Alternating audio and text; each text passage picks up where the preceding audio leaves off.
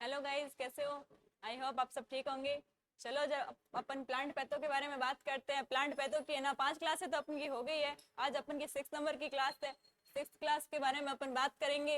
ये है important plant pathogenesis और ऑर्गेनिज्म। ठीक है, उसके बारे में अपन बात करते हैं। 6 टॉपिक है अपना और अपन 6 टॉपिक के बारे में स्टडी में बात करते हैं फंजाई का। जो फंजी जिसे कहते हैं, जैसे कवक एक सुकेंद्रिक बीजाणु उत्पन्न करने वाला हरित लवकहीन जीव है। जो मतलब फंजी है ना, उसके बारे में अपन बात करते हैं। तो कवक एक सुकेंद्रिक जीव, मतलब सुकेंद्रिक जीव बीजाणु उत्पन्न करने वाला हरित लवक जीव है। ठीक है, उसके बाद बात करते हैं जो साधारणतया लैंगिक व अलैंगिक रूप में जनन करता है तथा जिनकी कायिक संरचना जो विरोध रूप में काइटिन व सेलुलोज दोनों की बनी होती है तथा कोशिका भित्ति के चारों तरफ घिरी होती है, इसे क्या कहते हैं? फंजी कहलाती है। ठीक है, जैसे कि अपन ने फंजी के बारे में बात की, मैंने आपको बताया फंजाई किसे कहते हैं। तो एक बार आप फंजाई को देख लें। जो कवक एक सुकेंद्रिक बीजाणु उत्पन्न करने वाला हरितलवक जीन है जो साधारणतः लैंगिक है और लैंगिक रूप में जनन करता है तथा जिनकी कायिक संरचना विरोधी रूप में काइटिन या सेल्यूलोज दोनों की बनी होती है और तथा कोशिका भित्ति के चारों तरफ घिरी होती है। ठीक है, ऐसे क्या कहते हैं? फंजाई कहते हैं। उसके बाद अपन बात करते हैं उसके एग्जाम्पल की। जैसे कफ रस्ट बात करते हैं, गेहूं का अनावर्तक उंड रोग और मटर का छाछा रोग, और उसके बाद करते हैं सरसों की सफेद रोली रोग। ठीक है, और ये अपने एग्जाम्पल अपने देखे फंजाई के। ठीक है, अपन आगे बात करते हैं।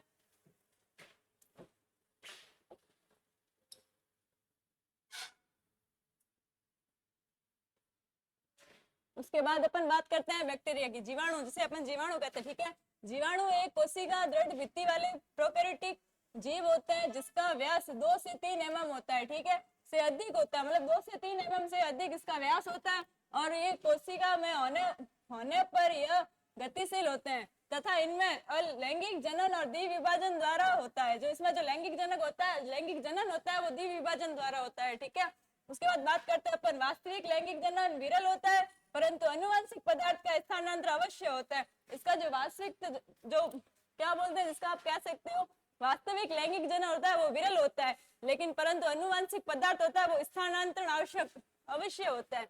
जो इसमें अनुवांशिक पदार्थ होता है वो स्थानांतरण अवश्य होता है। ठीक है, उसके बाद अपन बात करते हैं इनका केंद्रकीय पदार्थ। जो इसका केंद्रकीय पदार्थ होता है वो झिल्ली द्वारा नहीं गिरा होता है। जो इनका केंद्रक होता है, केंद्र के अंदर जो पदार्थ होता है वो कभी झिल्ली द्वारा नहीं गिरा होता है। ठीक है, अपने बात करी जीवाणु के बारे में, आगे और बात करते हैं।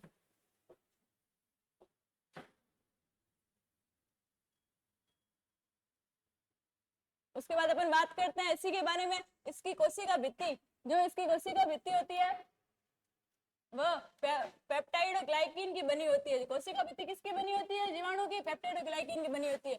और जो म्यूजोडोपेराइड होता है और ग्लाइकोपेप्टाइड होता है या म्यूरिन नामों से जानी जाती है। इनको इन नामों से भी जाना जाता है। जो इसकी जो भित्ति होती है उसको अलग अलग नाम भी होते हैं। उसके बाद अपन एग्जाम की बात करें तो नींबू का केकर रोग और एक कपास का पंडीप पत्ती धब्बा रोग। ठीक है, उसके बाद टमाटर का जीवाणु विगलन रोग, ये इसके कुछ रोग आते हैं। उसके बाद अपन बात करते हैं फाइटोप्लाज्मा। फाइटोप्लाज्मा बात करें तो यह एक प्रोकेंद्रिक जीव है। कैसा है? प्रोकेंद्रिक जीव होते हैं और इनमें वास्तविक कोशिका भित्ति, जो वास्तविक कोशिका भित्ति का अभाव होता है, इसमें जो कोशिका भित्ति वो वास्तविक कोशिका भित्ति का अभाव होता है। ठीक है, उसके बाद अपन बात करते हैं तथा ये केवल एक पतली झिल्ली द्वारा घिरे होते हैं। जो वो केंद्रक होता है, जो ये प्रोकेंद्रिक जीव होता है ना, वो पतली झिल्ली द्वारा ही घिरे होते हैं। ठीक है, उसके बाद अगर अपन बात करते हैं इनकी कोशिका द्रव्य में राइबोसोम व केंद्रकीय पदार्थ अनियमित रूप से वितरित हो जाते हैं। जो इसमें राइबोसोम और केंद्रकीय पदार्थ होता है ना, वो अनियमित रूप से वितरित होते हैं। ठीक है, उसके बाद करते हैं फाइटोप्लाज्म की आकृति में गोलाकार होती है। जो फाइटोप्लाज्म है उसकी आकृति होती है वह गोलाकार होती है। ठीक है, गोलाकार से अंडाकार अथवा अनीलाकार से तंतुमय हो जाते हैं। ठीक है, जो गोलाकार से अंडाकार, उसके बाद अथवा अनीलाकार से तंतुमय हो जाती है। ठीक है, उसके बाद अपन बात करें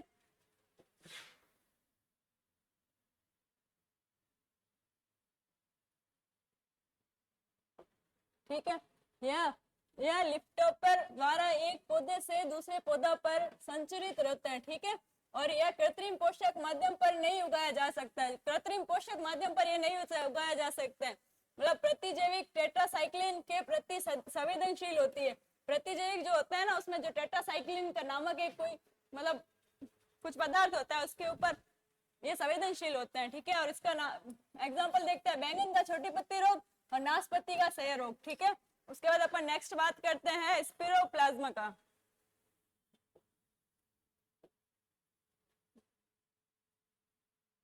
ठीक है। इसमें भी प्लाज्मो पैथोप्लाज्म की जो भांति अर्थात जो को भित्ति होती है ना, उसकी जो उसका अभाव पाया जाता है, जो इसका मतलब स्पेरोप्लाज्म है, उसकी जो भित्ति होती है ना, उसका आभास पाया जाता है, ठीक है। उसके बाद बात करते हैं तो इसमें कोशिकाएं भिन्न भिन्न आकार की होती है और स्पेरोप्लाज्म को सर्वप्रथम माध्यम पर सर्वांधित किया जा सकता है, ठीक है, सर्वाधित किया जा सकता है।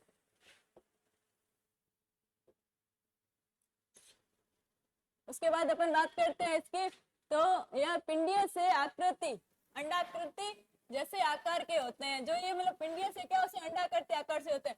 ये कशाकीयहीन होते हैं। साइज इसकी कितनी होती है, 100 से 240 एनएम होती है, ठीक है। उसके बाद इसमें क्या होता है, गन्ने का दासी पुरोहित रोग और नींबू का सरपस रोग, ठीक है, ये इसमें रोग लगते हैं। उसके बाद अपन बात करते हैं विषाणु की। विषाणु किसे कहते हैं, विषाणु एक सूक्ष्म जैसे अपन कह सकते हैं छोटे प्रकार का कण होता है। छोटा सा कण कैसा होता है, उसे अपन विषाणु कहते हैं, ठीक है। उसके बाद करते हैं, उसके बाद जिसमें रोग उत्पन्न करने की, विषाणु में रोग उत्पन्न करने की क्षमता होती है। इनमें जनन द्रव्य के रूप में डीऑक्सीराइबोज डीएनए, जैसे डीएनए कहते हैं, डीऑक्सीराइबोज अम्ल या राइबोज आरएनए न्यूक्लिक अम्ल होता है। यह दोनों एक साथ नहीं होते, यह न्यूक्लिक एसिड व प्रोटीन का बना होता है। मतलब वायरस होता है, वो एक सूक्ष्म कण होता है। उसके बाद अपन बात करते हैं जनन द्रव्य के रूप में, और डीऑक्सीराइज यानी डीएनए, डीऑक्सीराइज यानी डीएनए तथा आरएनए अम्ल होते हैं इसके अंदर। उसके बाद करते हैं, ये दोनों साथ साथ नहीं होते, मतलब ये दोनों साथ नहीं होते, आरएनए और डीएनए कभी साथ नहीं होते हैं, ठीक है। उसके बाद करते हैं, ये न्यूक्लिक एसिड व प्रोटीन का बना होता है। मतलब इसका जो मतलब बाहर के जो अपना कैसा आवरण होता है, तो वो इसका अपने ऐसे चमड़ी होती है ना, वैसे न्यूक्लिक एसिड व प्रोटीन की बनी होती है इसकी चमड़ी। उसके बाद बात करते हैं, तो ये विषाणु संचरित होने के लिए कीटवाद की आवश्यकता करते हैं। और इसमें जो मतलब दो अपन को मैंने बात करती है एग्जाम्पल की, तो एग्जाम्पल है भिंडी का पित्तशिरा मोज़ेक वायरस, सुना होगा आपने। उसके बाद बात करते हैं तो पपीते का मोज़ेक रोग, ठीक है। ये देखो अपन नेक्स्ट बात करते हैं।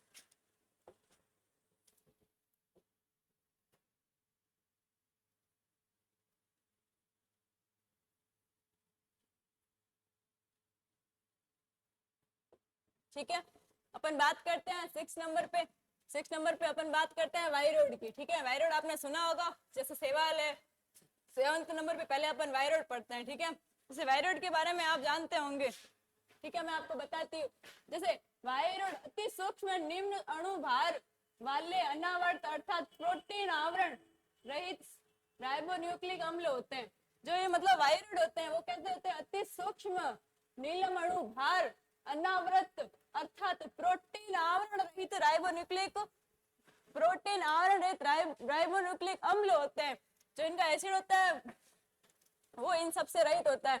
उसके बाद बात करते हैं जो पादप सेल को संक्रमण करते हैं, मतलब जो पादप होता है कोशिका को संक्रमित करते हैं, ठीक है, वह स्वयं की पुनरावृत्ति करके रोग उत्पन्न करते हैं। जो पादप कोशिका को मतलब संक्रमित करते हैं, वो पुनर्वित करके रोग को उत्पन्न करते हैं, ठीक है। इसका एग्जाम्पल की बात करते हैं तो आलू का तरकुकंद रोग, दूसरा है नारियल का कुंडा रोग, तीसरा है खीरा ककड़ी का फीका फल रोग, ठीक है। उसके बाद है सेवाल, ये यूकेरियोटिक जीव होते हैं जिसकी कोशिका में पर्णहरित होते हैं, ठीक है। सेवाल की बात करें, सेवाल कैसा होता है, यूकेरियोटिक होता है। आपने सुना होगा यूकेरियोटिक, एकैरियोटिक, जैसे नाम तो सुने होंगे। चलो ठीक है, आज अपन इसके बारे में बात करते हैं। तो सेवाल होता है यूकेरियोटिक होता है। और उसके बाद करते हैं तो कोशिका में पर्णहरित होते हैं। उसके बाद बात करें तो एल्गी की, एल्गी होता है, यह एक प्रकार का माइक्रो ऑर्गेनिज्म होते हैं। जो एल्गी होती है वो एक प्रकार की क्या होता है, सूक्ष्म, माइक्रो मतलब सूक्ष्म प्रकार के होते हैं, ठीक है। उसके बाद अपन और बात करते हैं,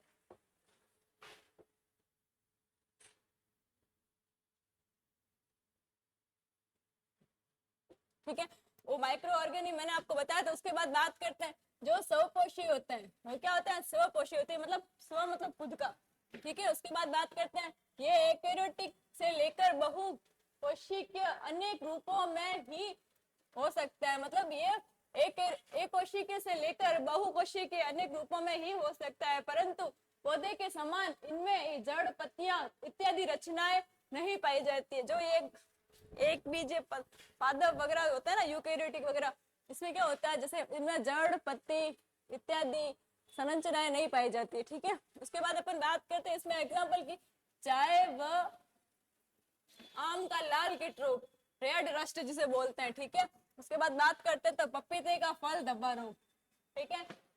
और अपन अब बात करते हैं प्रोटोजोआ का, ठीक है। प्रोटोजोआ आपने नाम तो सुना होगा, प्रोटोजोआ, यूग्लिना, ऐसे कुछ नाम आपने सुने होंगे, ठीक है। उसके बारे में अपन आज बात करते हैं प्रोटोजोआ के बारे में। तो प्रोटोजोआ आप देखना, ठीक है। प्रोटोजोआ यूग्लिना संघ व काइनोप्लास्टिडी गण के अंतर्गत आते हैं, ठीक है। ये कौन से गण के अंदर आते हैं? काइनोप्लास्टिडी गण के अंतर्गत आते हैं। इसमें विशेष प्रकार की केंद्रक पाई जाती है, इसमें विशेष प्रकार की केंद्रक पाई जाती है। अकेले या समूह में रहते हैं। यह परजीवी तरीके से अपना जीवन यापन करते हैं। ये कैसे करते हैं? परजीवी के तरीके से अपना जीवन यापन करते हैं, ठीक है। उसके बाद बात करते हैं प्रोटोजोआ व ह्यूमन एनिमल्स एंड प्लांट को रोगी बनाता है। जो प्रोटोजोआ होता है वो ह्यूमन एनिमल्स व प्लांट को क्या करता है? रोगी बना देता है, ठीक है। अपन इसके बारे में और बात आगे करते हैं।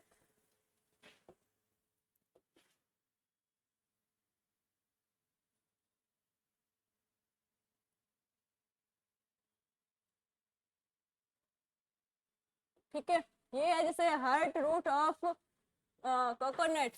जो कोकोनट होता है उसमें जो हार्ट रूट वाला रोग उत्पन्न कर देता है। उसके बाद बात करते तो प्लेरम और न्यूकोसिस ऑफ कॉफी, ठीक है। कॉफी के अंदर भी ये रोग उत्पन्न करता है, ठीक है। उसके बाद अपन बात करते हैं पैथोजेनेसिस प्लांट पैरासाइट्स, ठीक है।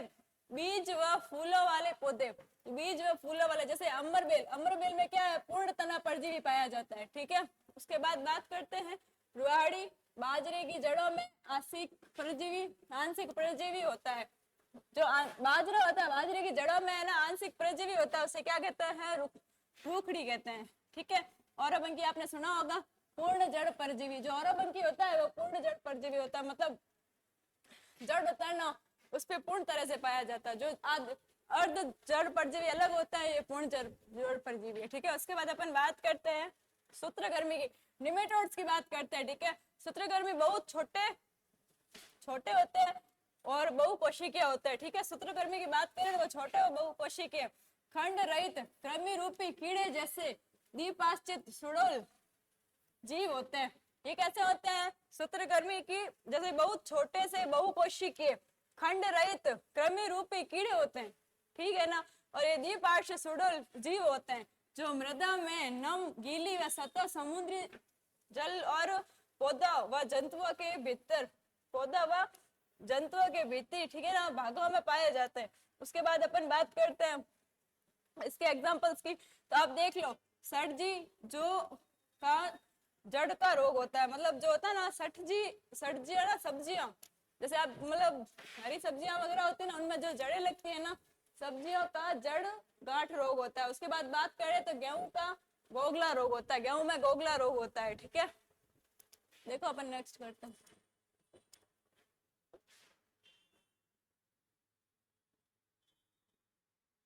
ठीक है।